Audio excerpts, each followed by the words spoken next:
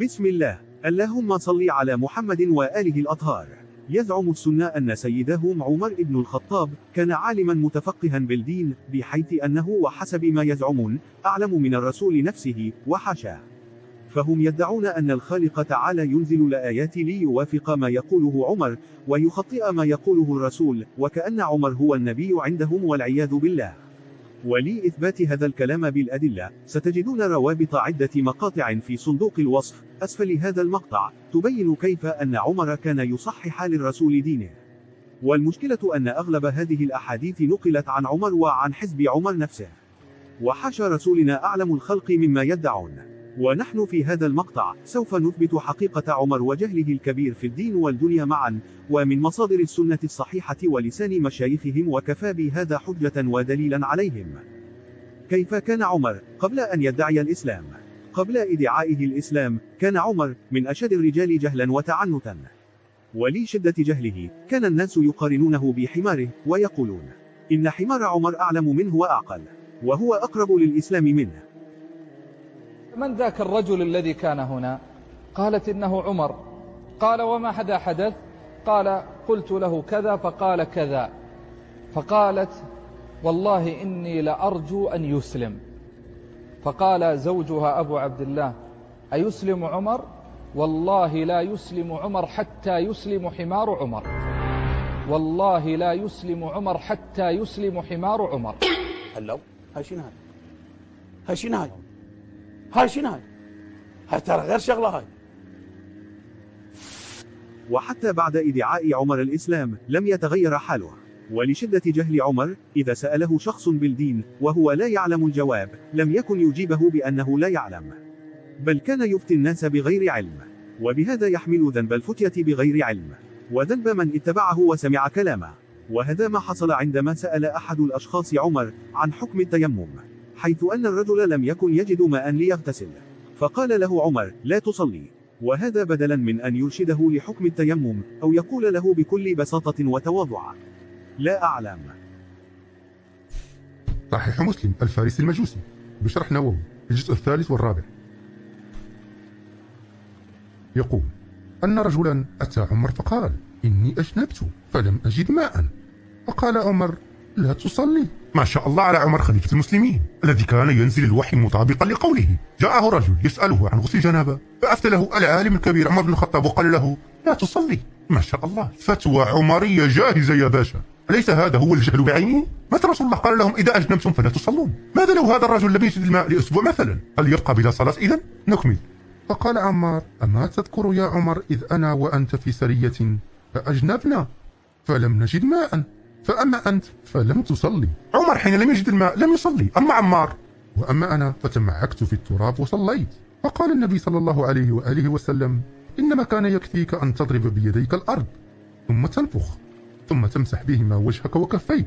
فقال عمر اتق الله يا عمار. قال إن شئت لم أحدث به. عمر خاف من عمار أن يفضح جهله بالدين، فقال له اتق الله يا عمار. فقال له عمار إن شئت لم أحدث به أحد، يعني لن يحدث الناس أن عمر خليفة المسلمين جاهل بالدين ويفتي بغير علم. فهل هذا يصلح أن يكون خليفة المسلمين وهو جاهل بالدين ويفتي الناس بغير علم؟ والآن استمعوا لنفس الحديث بلسان أحد مشايخ السنة. في الصحيح جاء رجل إلى عمر بن الخطاب رضي الله عنه وسأله عن الجنب كيف يصلي. رجل أجنب ولم يجد الماء يعمل إيه؟ قال عمر يدع الصلاة قلبك عامر بالإيمان. كان عمر لديه صعوبة كبيرة في التعلم جعلته جاهلا في كثير من الأحكام، مع أن الرسول نفسه وهو خير معلم كان يعيد عليه نفس المعلومة كرارا ومرارا، كحكم الكلالة التي لم يفهمها عمر لآخر يوم في حياته. نعم هناك من الصحابة من هم أغبياء ومن هم جهلة. إليك واحد من هؤلاء الجهلة.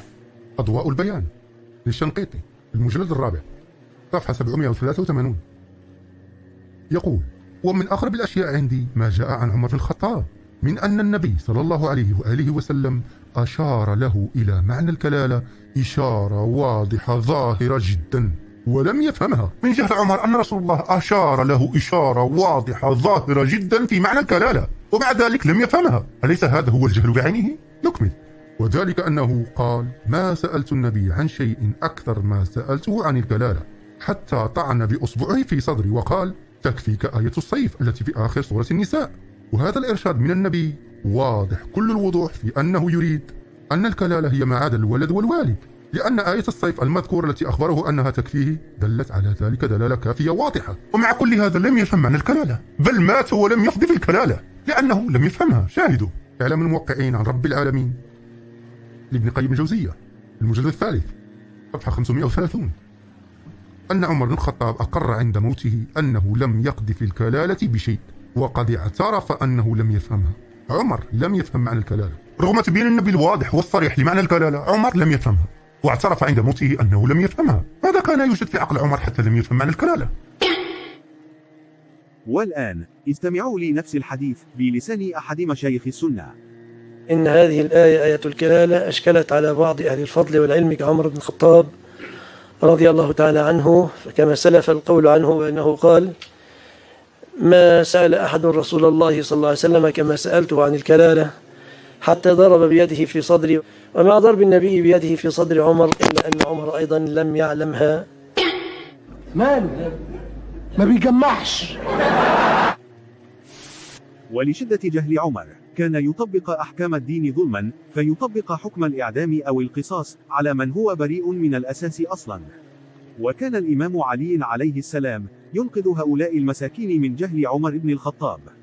استمعوا لهذا الحديث.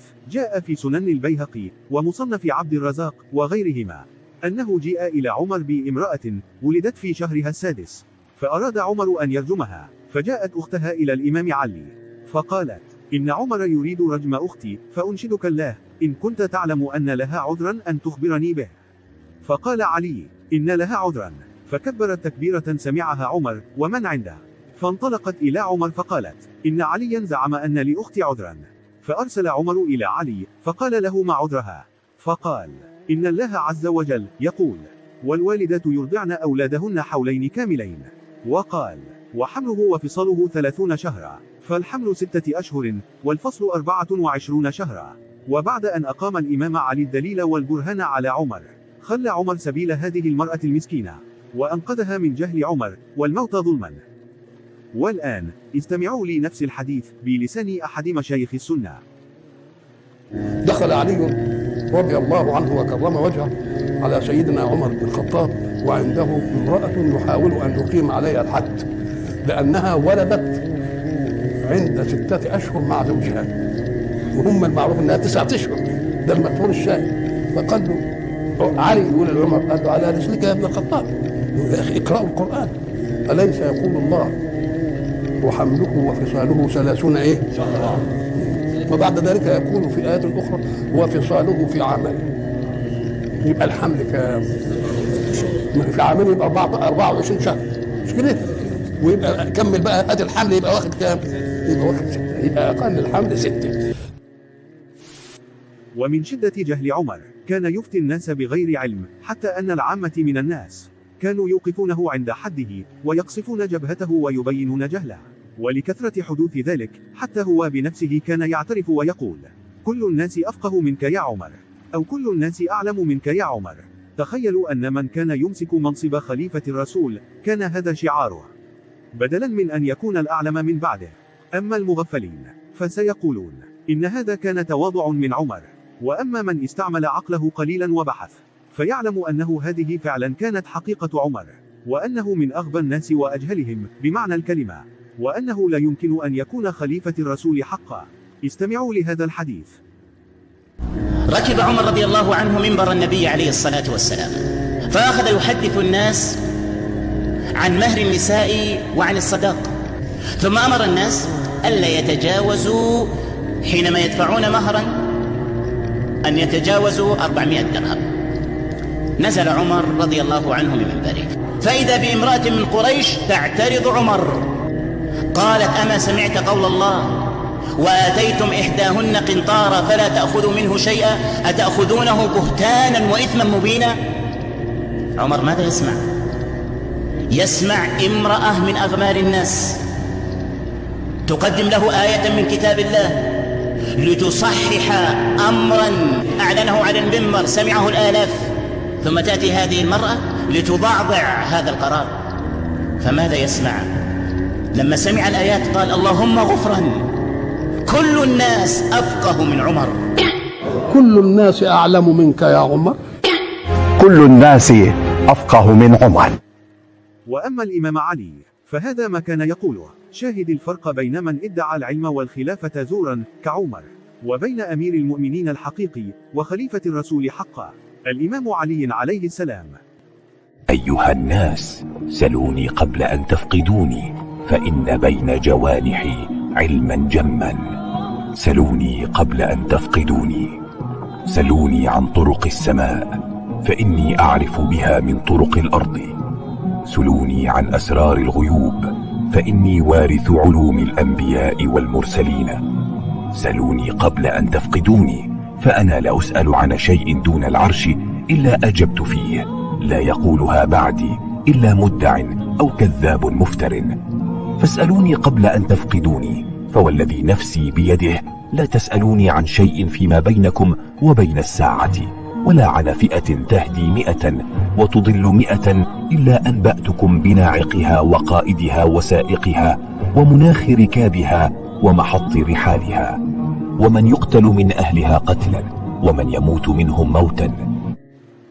صدق أمير المؤمنين وباب مدينة علم الرسول الإمام علي عليه السلام.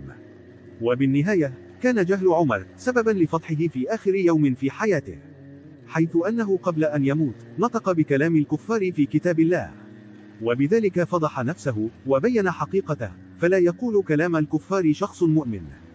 استمعوا للحديث من مصادر السنة الصحيحة ولسان مشايخهم، وكفى بهذا حجة ودليلا عليهم. أما أبو بكر وعمر فماذا قالا قبل أن يموتوا؟ نبدأ مع عمر. صحيح البخاري حديث 3692. لما طعن عمر جعل يأنم إلى أن يقول: والله يقسم بالله لو أن لي طلاع الأرض ذهبا لافتديت به من عذاب الله عز وجل قبل أن أراه. والآن استمعوا لنفس الحديث بلسان أحد مشايخ السنة. قال عمر: ذلك من الله به علي، وإن المغرور من غررتموه، والله وددت أن أخرج من الدنيا كفافا لا لي ولا علي. ثم قال عمر: والله لو أن لي طلاع الأرض ذهبا، أي ملء الأرض ذهبا، لافتديت به من عذاب الله قبل أن أراه. ويلي وويل أمي إن لم يرحمني رب. إن الذين كفروا وماتوا وهم كفار فلن يقبل من أحدهم ملء الأرض ذهبا ولو افتدى به، أولئك لهم عذاب أليم وما لهم من ناصرين. وما قيمة الذهب وكنوز الدنيا كلها أمام الخالق سبحانه يا عمر؟